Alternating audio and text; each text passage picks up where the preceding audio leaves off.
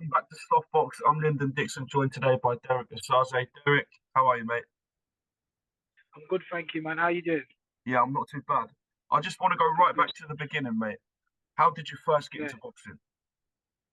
Wow. I first got into boxing really to keep out of trouble.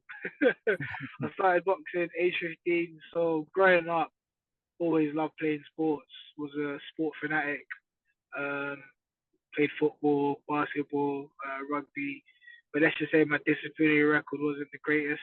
Um, so somebody recommended that, a sport like boxing will be better to help sort of kind of channel my excess energy. Walked into, found the local boxing gym, um, walked in there as a 15-year-old, just sort of kind of trying something new to keep out of trouble. And then, yeah, became a hobby, became a passion, became a Mm. lifestyle, then became a profession. So, yeah, 14 years and a bit later, it's kept me out of trouble, so I'm still there. But like you say, mate, it became a profession. But I just wanted to know, it's every boxer only gets it once, but what was that professional debut like? Oh, yeah, was that long ago. Do you know what? For me, it was, I felt like it felt like just another fight to me, just Mm. because I felt like my mind had been in the pro ranks for quite a while before then, at the back end of my amateur career. Mm. I don't know, I just became disillusioned with the amateurs. I felt like my style didn't really suit the amateurs as well towards the back end. So I felt like my pro debut, it just felt like, okay, now we're where we're meant to be. Do you know what I'm saying? So Mm. it was more of a fulfilling feeling at the most. So yeah, so Mm. now it was just, I felt like another fight, but it was more of a fulfilling feeling. I feel like for me, I never tried to let the occasion of any fight get to me. So like, I go in there, I've got two pairs of gloves on, so is my opponent. And that's the Mm. way I try to approach every fight, regardless of the occasion, venue, or opponent. Mm. But I was reading earlier that you went uni with Joshua Boazzi and Isaac Dogbo. I mean, I went uni Yeah, it was the myself. same college. College, that's it. What were Yeah, those yeah, yeah. experiences like?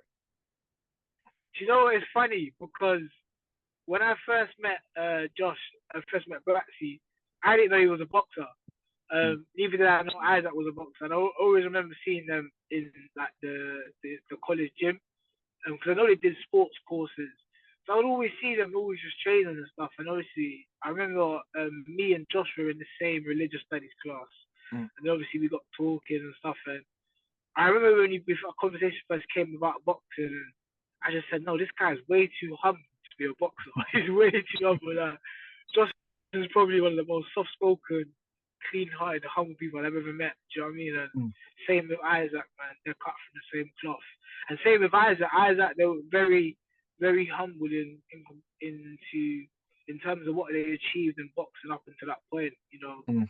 Like it was equally inspiring. Do you know what I mean? And it's funny because I think Isaac even in the interview said that he didn't even know that I was like he knew that I mentioned boxing, but he didn't even know I Mm. was sort of kind of serious about boxing. So, Mm. nah, man, they're great, man. I've followed both of their careers.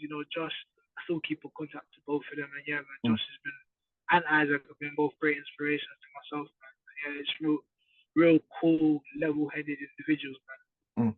But back to yourself, mate. I feel like your career really started to take off when you won the Ultimate Boxer. I mean, what was it like man. fighting in an event like that and winning it? Yeah. For me, first of all, fighting an event like that, like similar again. I just saw it as it's like a 9 round fight, but I get a break every 3 rounds. That's the way I saw it. And when I thought of it like that, I'm like, okay, like I get a break every 3 rounds. It's 3 rounds at the most, and I just take it fight at a time, really. And going into that, I was very, very confident that I was going to come out victorious. It's easy to say that when you've won it, but there's people who are close to me that would back me up, and I was very confident going into it. So yeah, no, it was once again a fulfilling feeling, but it was a surreal feeling. But it was a long time ago, man. Mm. Like I said, it was a great highlight of my career. But I don't want it to be the highlight. I want it to be a Mm. highlight. So Mm. just trying to go on to bigger and better things to eclipse what I did at home or boxer and go on to achieve bigger and better things, really. Mm. But after winning that, it really felt like he was, like breaking through. But then COVID happened, and I felt like for a lot of Yeah. boxers, it put a bit of a stop to things. As a boxer, a professional, how do you get through that? Do you know what? It's just I don't think there's any manual for how to get through it. I think everyone deals with um, cancellations, unfortunate events, factors that affect fights happening that are out of their control. Everyone deals with it differently. Mm, So I wouldn't say there's a set manual. Like me myself, I feel like I've become too experienced in dealing with it. I remember like the back end of 2019. I think my last fight meant to be December 2019. The show got cancelled 5 days before. That was like my first taste of, factors out of your control mm, affecting the fight happening. And then from then it just set off, man. I remember in early 2020, tore my calf muscle. I was in a boot for about a good few weeks. Just got back into training again. Then lockdown hit, and then I was like, cool, another one again. mm, Then still training, obviously trying to stay trained behind closed doors. Finally get a fight date behind closed doors on a BT Sports show with Boxer. I think it was meant to be October. Got pushed back 3 weeks. My son was also born during that camp in October. Get all the way to the camp, quarantined in a hotel for 2 days. 10 minutes for the weigh-in, about to walk down to the reception and get a text message, you failed the COVID test. And I'm mate. like, okay. And another one. Do you know what I mean? Yeah, yeah. And it was just, it was one thing after the other. I had a fight cancelled early at the back end of last year because of the Queen's passing. The Queen Mm, passed on the Thursday. I was meant to fight on the Friday. So I've just had everything under the sun, man. There's loads of other fights that have been spoken about, because I haven't gone into it. So obviously the inactivity. I had my first 10 fights in 2 years, and I've had what? I've only had three in the last almost 4 years, 3.5 years. So mm, just trying to sort of kind of, so like I said, everyone deals with it differently. Me, I've just sort of come to that realization that, with boxing, there are so many things that happen that are just out of your control. mm, And you kind of can't get too caught up in those factors that affect your career that you have no control over, because you can be frustrated about it till tomorrow, but you mm, still can have no control over it. Do you know what I mean? So sometimes in boxing, I don't really believe in luck, but you just sort of kind of need the stars to align and things to fall into place. mm, So yeah, so as for me, man, I just sort of kind of had to take it on the chin, take it in my stride, and just keep moving.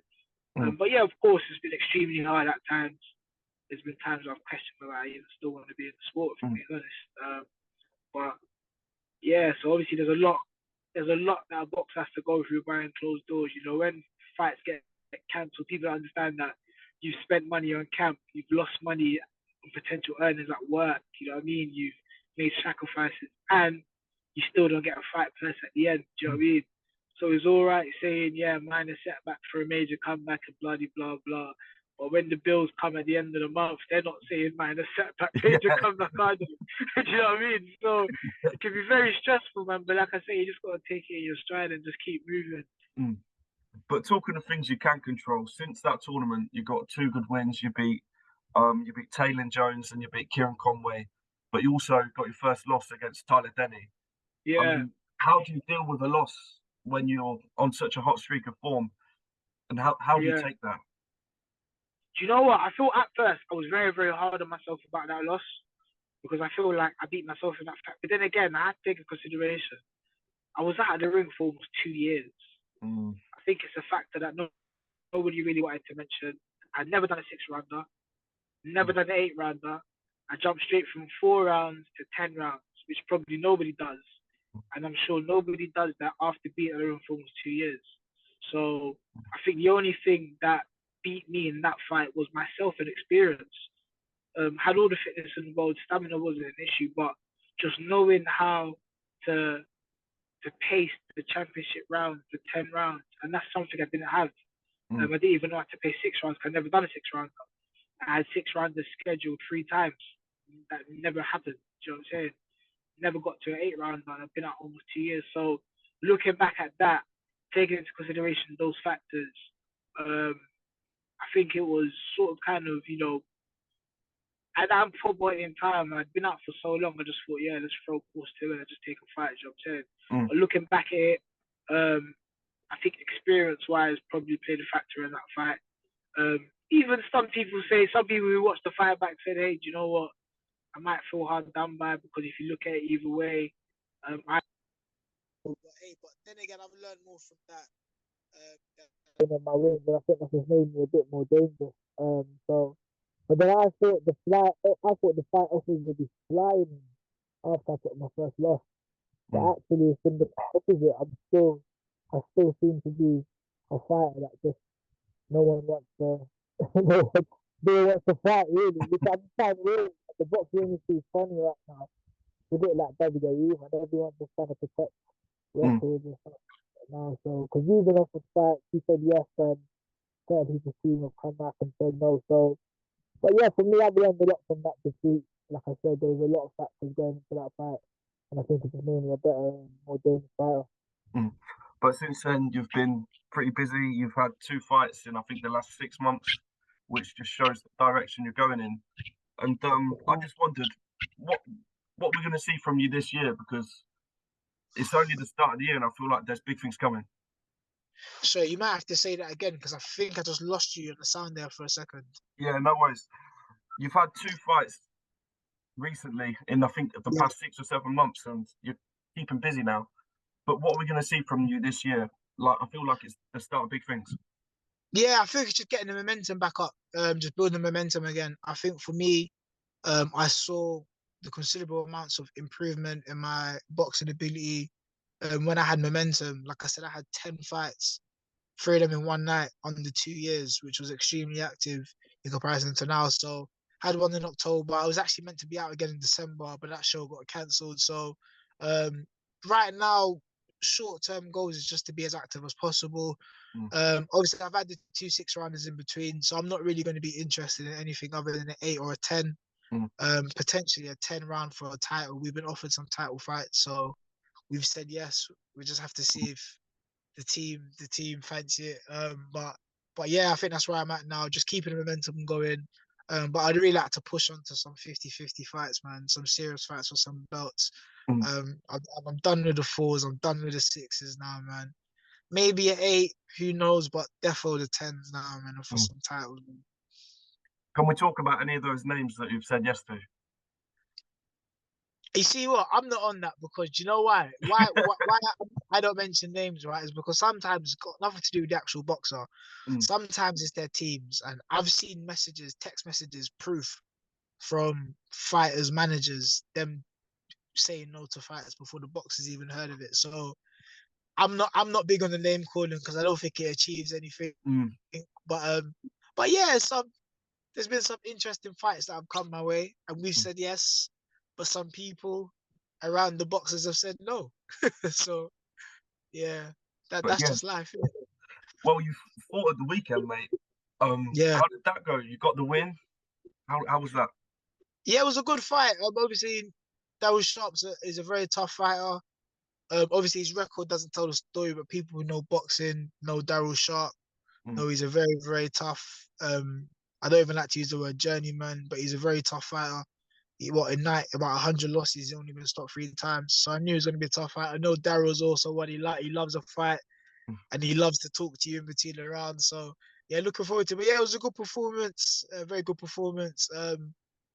Yeah, man, literally just I knew from the bell, I just had to make it uncomfortable for him.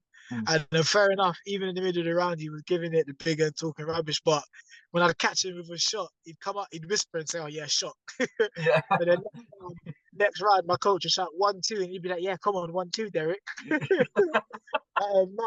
fair play. It was a good fight, and to be honest, he came up to me after the fight and said, "You know what?" He said, "You're middleweight." He said, "You are the hardest puncher. I'm the hardest puncher he's ever been in with," which is a massive compliment compared when you compare some of the big punches and some of the fighters he's been in at heavier weight. So considering obviously it was a very tough opponent, durable opponent in Darryl Sharp. I was giving away a lot of weight. I think he came in at 12, 13. I put on a bit of weight and still came in, I think, 12-2. So yeah, that was a good fight, man. Good 6 rounds. It was fun. I enjoyed it. I enjoyed it. But moving on from yourself a little bit, your old friend Isaac Dogbo has got a fight in, I think, a month or a few weeks now against Rosie Ramirez. How do you see that one going? Because it's going to be a cracker. Well, it's got. Well, I'm gonna be biased as hell, and I'm Mm, gonna say Dogbo for the win. I'd love to see him become a two-time world champ, man. Like he's achieved so much already. Um, and I feel like with him, he's just got such an infectious personality, which is so inspiring. Do you know mm, what I mean? Because he's just so diligent and hardworking in what he does. And on top of that, he's just an amazing fighter. He's an amazing fighter. And if Isaac has showed it in his fights, is that he is very tough and he can grit it through. Like he's been through the hard fights. You know what I'm saying? Even when his mm. back's pushed up against the wall, you can never count him out. And even putting that to one side, he's an amazing boxer as well. So I'm confident that Isaac Dogbo comes out with the win. So Mm. yeah, two time. But yeah, I just want to get thoughts on another one of your friends, Joshua Buatsi. I'm sure he's seen Yeah, the Instagram post. People think it's a bit mysterious. They're not sure what's going on. But yeah, I feel like the boxing fans are pointing at, look, you should be fighting Peterbiev or Smith yeah. or Bivol. As a friend and also as a fan, what do you think you should do next?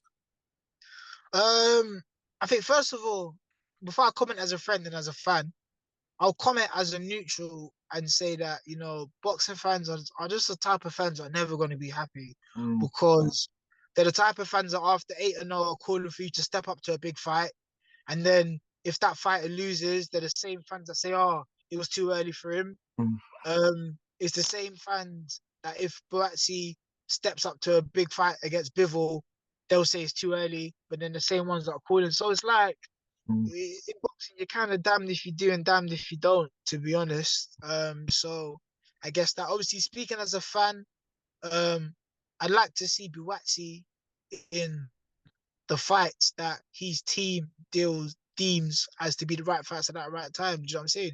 You mm, only have one short career, and with the way boxing's set up now, unfortunately, you have to be careful with the fights that you take because you slip up or you lose one fight, and people are calling for you to retire now. Do you know what I'm saying?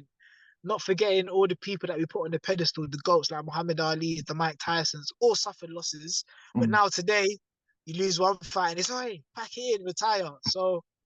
So for me, he's got a very experienced trainer in his corner as Virgil Hunter.